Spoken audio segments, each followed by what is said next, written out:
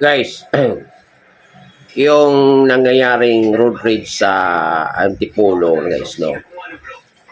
Yung mga ganong klaseng mga pangyayari na nagkaroon ng barilan o nagkaroon ng namamaril, alam nyo, lamang na lamang yung mga taong may mga agimat o may mga anting-anting pag mga ganong klaseng senaryo. No? Kasi tayong mga tao, kahit saan-saan tayo napunta, di ba?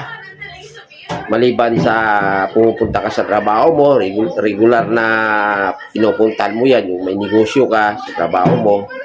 Pero may mga pagkakataon na pupunta ka sa mga lugar na maraming tao. So katulad nun, yung nangyayari na pamamaril sa Antipolo, na kung nakikita mo, bumulot ng baril, tapos nagpaputok ng ilang beses. Binilang ko, kung hindi ako nagkamali, mga 8 o 9 na putok ang pinaputok ng namamaril. 9 na bala. At 4 yata ang nasugat nandoon. Tapos yung rider na agresibo din na kaaway niya, mukhang puruhan yata yun, no? So, pabor na pabor dito yung mga taong may mga anting-anting at agimat. Diba? Kaysa mga taong wala talaga. Diba? Kasi, libawa, nagkataon na nandun ka or may pamabarilan na nangyayari sa paligid mo. No? Imbis na yung bala na papunta sa katawan mo, hindi na lang lilihis siya kung may panipas ka or kung may pakubol ka. No? Hindi tatalab sa iyo yung bala kasi nga may agimat ka. Di ba? So, mahalaga, ganyan natin may ganun kahalaga ang isang anting-anting or agimat pag once na dala-dala natin sa ating mga lakad, sa ating mga pinupuntahan. Kasi yung lugar na pinupuntahan mo, yung mga lugar na dadaanan mo, walang kasiguraduhan yan. Baka biglang may magbabaril dyan, mayroong nag-away at nagkababarilan o di kaya may huldapan nangyayari, no? Ganon, tapos napadaan ka sa lugar. Tapos hindi lang ikaw ang dumadaan doon. Halimbawa, mga 20 kayo napadaan doon. Sa 20 katao na dumaan doon, kayo lang sabay-sabay kayo na dumaan, ikaw lang ang mayroong anting-anting or agimat. Yung 19, wala, pabor sa'yo. No, yun ang kaibahan. Doon lamang yung mga taong may mga agimat at anting-anting. Hindi naman natin hinihiling na pag pumunta tayo doon may mangyayari ng ganon. Yung mga aksidente, yung mga pangyayari na hindi mo inaasahan, hindi mo in-expect na may karoon pala ng barilan ng ganyan. So kung katulad nun, 9 or 8 na putok, no, 8 na bala ang pinaputok. Maaring kahit sino pwedeng tamaan doon. Di ba? Kaya mahalaga talaga ang isang tao na mayroon siyang dalang anting-anting or agimat. Kasi pag once na magbumaril yung tao, kita mo daming tao, kahit daming tao, no, hindi niya inisip na kung may matamaan siya na ibang tao, basta sa kanya binaril niya lang yung kung sino yung gusto niyang barilin. Paano kung yung pagtutok ng baril ay isa ka doon sa naka-direction sa iyo at pinaputok sa iyo, tapos wala kang dalang gamit, patay ka. Hindi ka mamamatay, masugatan ka. Di ba? Ganon yun, guys. Kaya sa mga taong may mga ganyan, ingatan nyo,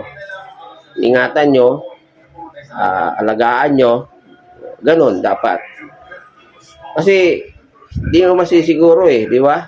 Katulad no, ikaw nag-video ka lang, no? Nag-video ka lang kasi nakita mo nag-away, nagsusuntukan, binibidyohan mo ngayon. And after mga ilang minuto nag-away sila, bumulot yung baril. Pag bunot ng baril, nagpaputok siya, paano kung ang bala ay papunta sa iyo? Wala ka namang alam dahil nag-video ka lang, no? Wala kang kinalaman sa nangyayari, nag-video ka lang. nagkataon na pagputok niya napunta sa iyo yung bala, sapol-sapol sa mukha mo, sa dibdib mo, sa katawan mo. Dahil wala kang agimat or anting-anting sa katawan, talagang mapupuruhan ka. Like kung mayroon kang panipas, mayroon kang pakubol lang ganon, tatama man sa'yo, hindi siya tatalbog lang sa katawan mo. O di kaya ililihis lang yung pala. Yun ang advantage sa mga taong may mga agimat at disadvantage sa mga taong walang agimat. Yun. Di ba? Kaya napakahalaga or napaka-importante na mayroon ang isang tao ng ganyan, no? Na mamamatay ka na hindi ka gustuhan ng tao. Katulad yan, nagka-road rage, namamaril. Paano kung yung isang bala ay papunta dito sa noo mo, sa ulo mo? Di patay ka. So, ang resulta ng iyong kamatayan ay namatay ka dahil sa kagustuhan ng tao. Ganon yun ang doon. Di ba? Yun ang iniiwasan mo. Libawa, naghagis pa ng granada yon. Tapos paghagis, nandyan lang humagis sa harap mo, sa gilid mo. Hindi mo nakita, sumabog yung granada. Patay ka. Pero kung may agimat ka, sumabog man yan sa malapit sa'yo, walang problema. Kasi protektado yung material mo. Di ba? So, maraming mga taong hindi naniniwala sa mga ganyan, iba yung paniniwala nila. Pero ganoon talaga ang purpose. Ito talaga ang purpose nun. Na kung mayroon mang gustong manakit sa iyo ay makaiwas ka. Di ba? Makaiwas ka or maiilagan mo. No, hindi mo man mailagan yung bala dahil sa sobrang lakas at sobrang bilis. So, ang gagawa ng paraan para makaiwas yung bala or yung granada na sumabog sa malapit sa iyo is yung dala-dala mong agimat or anting-anting. Yun yung guys, ang doon, ang gaano siya ka-importante talaga. Di ba? Or pwede rin na nang dahil sa agimat mo, hindi niya nagawang bunutin ang kanyang baril at barilin kung sino yung kaaway niya. Mayroong mga ganon. Pero yung mga ganong klaseng mga pangyayari, no, mangyayari yon sa taong yon na hindi mo alam.